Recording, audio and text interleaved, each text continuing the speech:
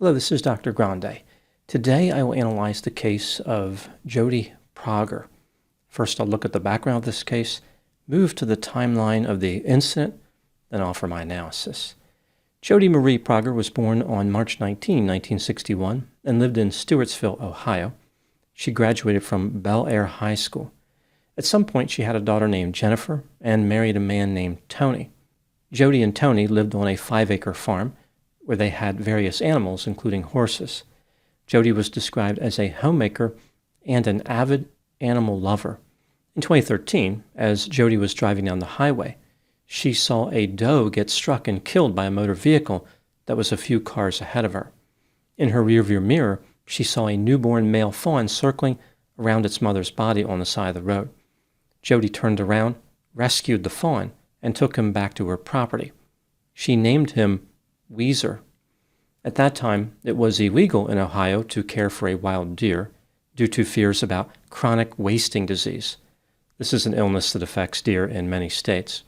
Jodi would later emphatically deny that she knew she was breaking the law, saying, quote, "No one ever told me it was illegal to have a deer.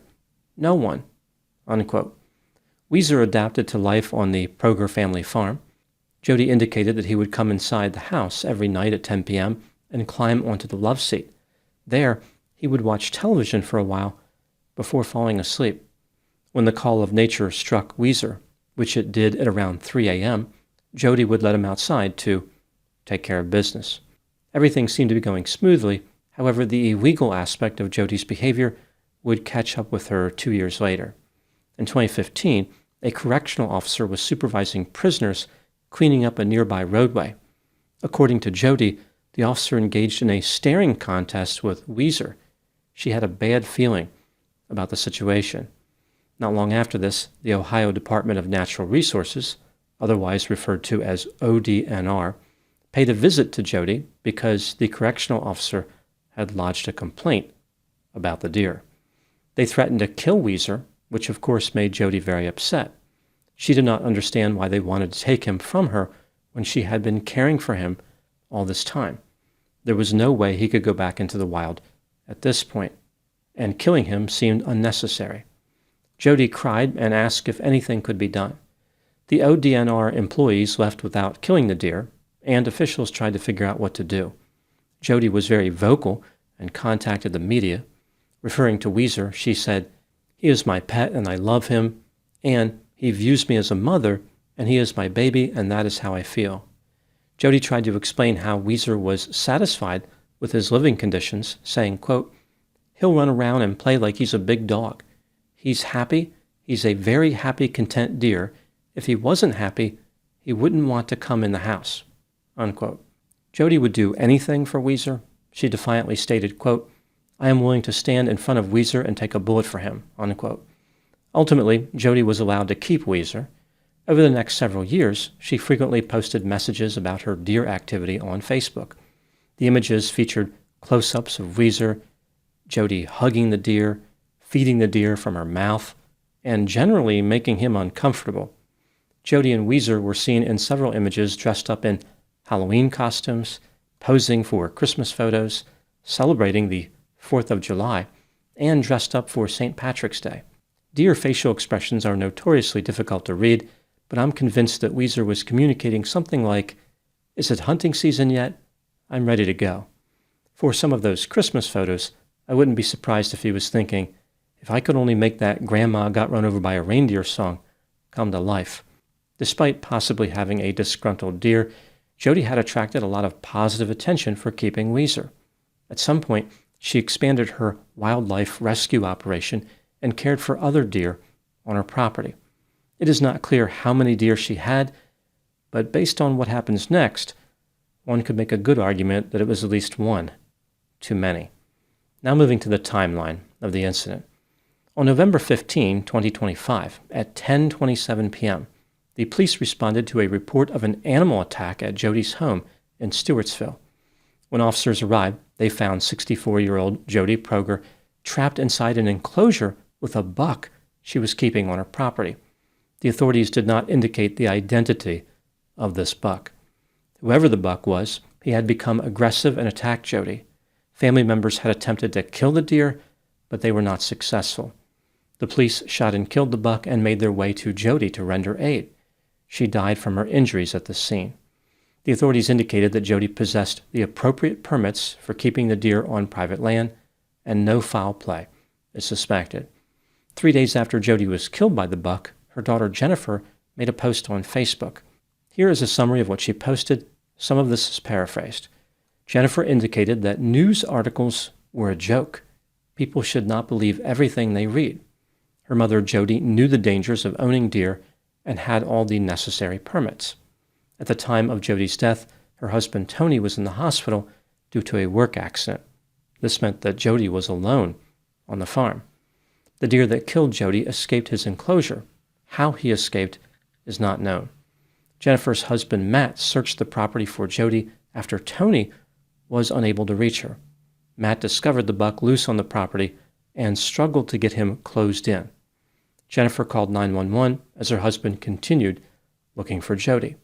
She explained to the operator that she suspected a deer seriously hurt her mother.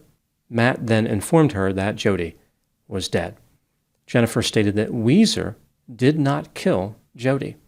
He was neutered per the requirements of the Ohio Department of Natural Resources when Jodi received her permit. As I mentioned, the authorities never revealed the identity of the killer buck. At the time I'm making this video, the name of the white-tailed perpetrator remains a mystery. Now moving to my analysis. The deer is one of the deadliest animals, killing an average of 440 people each year. They are responsible for 96% of wildlife-related fatalities in the United States. Now one might ask, how is that possible? Deer don't really seem that dangerous. They are not like lions, tigers, or bears. This is true. Deer don't typically kill people by directly attacking them. Rather, the hazard they present is through motor vehicle collisions. Deer are notoriously bad drivers. It's probably time to stop giving them licenses. This doesn't mean that collisions are the only way that deer kill.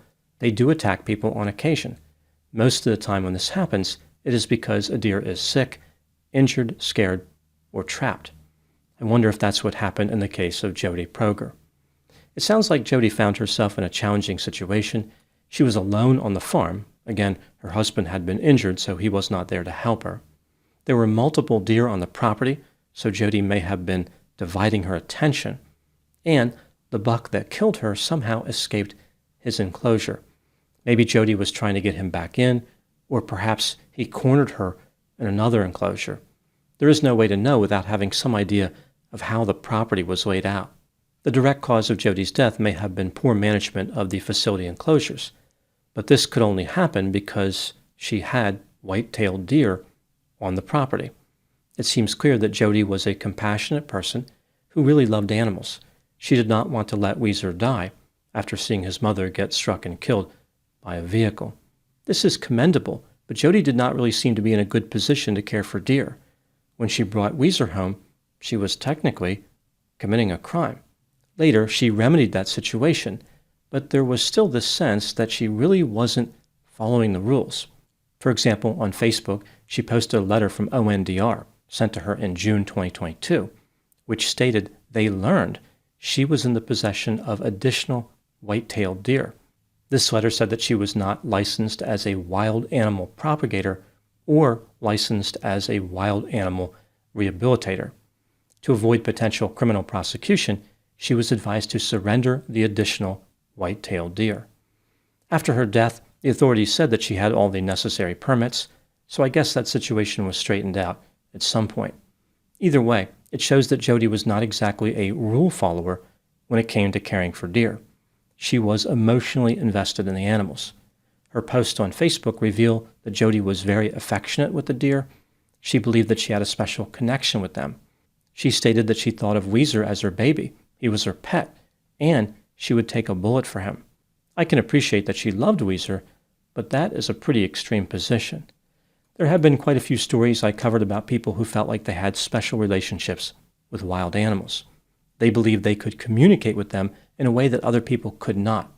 There was a loving bond that superseded the natural world, and the animal would never attack them due to the close relationship.